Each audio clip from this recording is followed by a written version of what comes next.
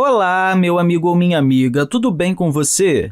Seja muito bem-vindo ou bem-vinda a mais um vídeo da Khan Academy Brasil. E nesse vídeo vamos conversar sobre a derivada direcional, que é uma forma de estender a ideia de uma derivada parcial. E se você se lembra bem, uma derivada parcial tem a ver com funções com algum tipo de entrada multivariável. Aqui eu vou usar apenas duas entradas, porque é mais fácil de pensar, e que também tem apenas uma única variável como saída. É bom deixar claro que poderíamos ter saídas com várias variáveis vetoriais, mas ainda não chegamos nisso. Por isso que eu vou ficar apenas com essa função de uma única saída, e que seja um número real comum. Ok, temos então uma expressão de x e y. E uma das formas de pensar nisso é considerar que o espaço de entrada é o plano xy. Então, esse aqui é o eixo x e esse aqui é o eixo y.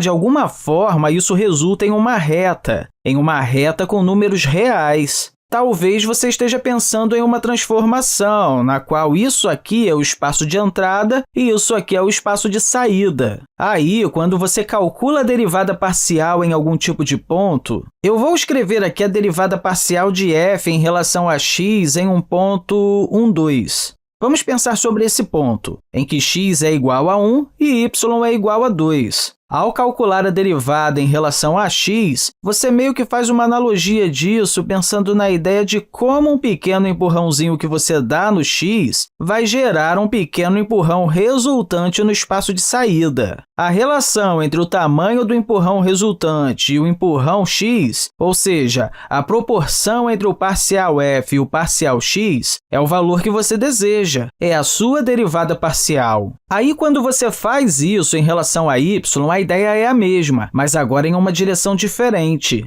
Você pensa no pequeno empurrão sendo realizado na direção y, talvez aqui para cima, e aí como isso influencia na saída. A questão aqui com derivadas direcionais é que se você tiver algum tipo de vetor v, eu vou colocar aqui essa setinha acima do v porque ele é um vetor, e vamos dizer que esse vetor tem as componentes -1 e 2. Assim, você estaria pensando nisso aqui como um passo de 1 negativo na direção x e depois mais 2 passos positivos na direção y. Aí vai ser algo que acaba aí. Esse é o vetor v. Pelo menos se você está pensando nesse vetor v como decorrente do ponto original. Agora tem uma pergunta aqui muito interessante, principalmente porque eu já comecei a falar sobre derivadas direcionais. A pergunta que eu quero fazer aqui é a seguinte: o que um pequeno empurrão nessa direção faz com a própria função? Lembre-se, originalmente, quando pensamos nesses pequenos empurrões na direção x e na direção y, não pensamos nisso como um grande passo. Ou seja, a gente precisa pensar nesse pequeno passo aqui no x como algo muito, muito pequeno. Então, formalmente, a gente deve pensar no limite disso ficando muito pequeno, algo tendendo a zero. E se isso fica muito, muito pequeno, se aproximando de zero, a proporção dessas duas coisas se aproxima do quê? É uma pergunta que provavelmente você já sabe responder.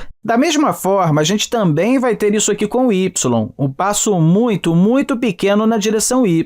A forma de pensar na derivada direcional é bem semelhante. Você não pensa no vetor real realmente dando um passo longo, mas sim um pequeno passo nessa direção. Por exemplo, para encontrar esse pequeno passo, a gente multiplica esse vetor por h. Não se esqueça que h pode representar valores muito pequenos. Talvez aqui ele seja igual a 0,001. Enfim, ele tem que ser bem, bem pequenininho, de forma que quando você estiver fazendo essa multiplicação, você tem que pensar nisso aqui em um limite quando h tende a zero. Então, a derivada direcional está dizendo que quando você dá um ligeiro empurrão na direção desse vetor, vai ter uma pequena mudança resultante na saída. Para começar a pensar nisso, a gente precisa alterar um pouco esse vetor aqui, já que a gente está multiplicando ele por h. A gente multiplica a primeira componente, -1 nesse caso, por h. Assim, teremos menos h. Multiplicando agora o 2 com o h, teremos 2h. Assim, ao olhar o ponto, a gente meio que deu um leve empurrãozinho na direção negativa de x e 2 leves empurrõezinhos na direção y.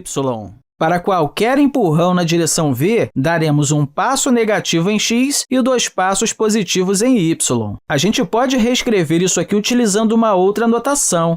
A gente coloca aqui o nabla do gradiente, mas aí a gente coloca o vetor aqui. Isso é a notação utilizada para a derivada direcional na direção v. Um detalhe importante é que existem outras notações para isso. Tem pessoas, por exemplo, que vão utilizar o parcial com um pequeno vetor subscrito. Mas eu gosto de utilizar essa daqui. Ah, claro, não podemos esquecer que vamos aplicar esse operador a uma função, que nesse caso é f de xy.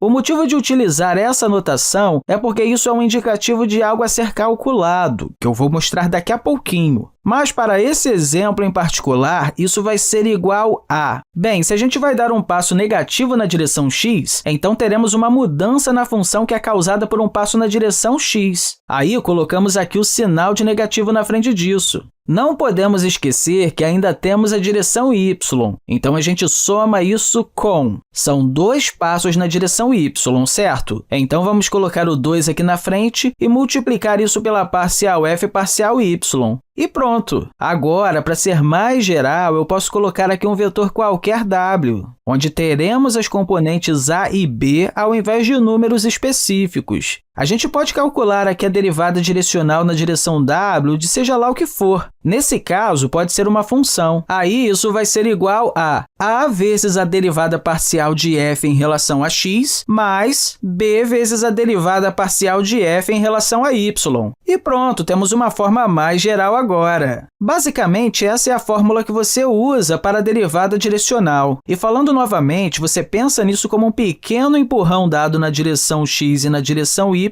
e como isso afeta na saída. Então, isso daqui faz total sentido.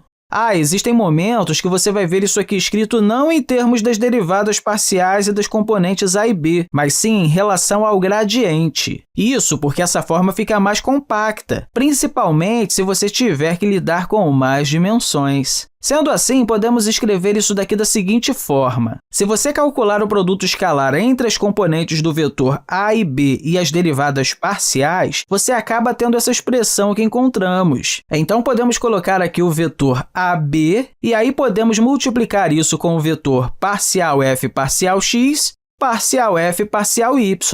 Aí, provavelmente, você vai olhar para isso aqui agora e vai dizer o seguinte: a e b não é o vetor original, que nesse caso é w? Sim, então isso aqui é o vetor w. E você está fazendo o produto entre cada componente desse vetor com as derivadas parciais que estão em cada componente do outro vetor, que, conforme nós aprendemos em outros vídeos, isso representa o gradiente de f. Sendo assim, aqui colocamos o nabla, sem o w subtendido. Mas eu ainda prefiro essa outra notação aqui porque ela é muito sugestiva sobre o caminho que você deve seguir para realizar os cálculos. Enfim, é muito comum você ver nos livros essas duas notações. Um detalhe, é importante ver isso aqui como algo flexível para as dimensões, porque se a gente estiver falando que sua entrada aqui tem 5 dimensões, o vetor direcional terá 5 componentes diferentes. Aí, quando você realiza os cálculos, o gradiente terá 5 componentes, assim como o próprio vetor. Então, essa daqui é a derivada direcional e como você calcula. A maneira como você interpreta isso é pensar que você está se movimentando ao longo desse vetor devido a um pequeno empurrão. Assim, você multiplica esse vetor por um pequeno valor. Ao fazer isso, você observa como isso vai afetar a saída e qual é a proporção da variação resultante. No próximo vídeo, eu vou esclarecer isso um pouquinho mais com a definição formal da própria derivada direcional. Eu espero que você tenha compreendido tudo direitinho que conversamos aqui e, mais uma vez, eu quero deixar para você um grande abraço e até a próxima!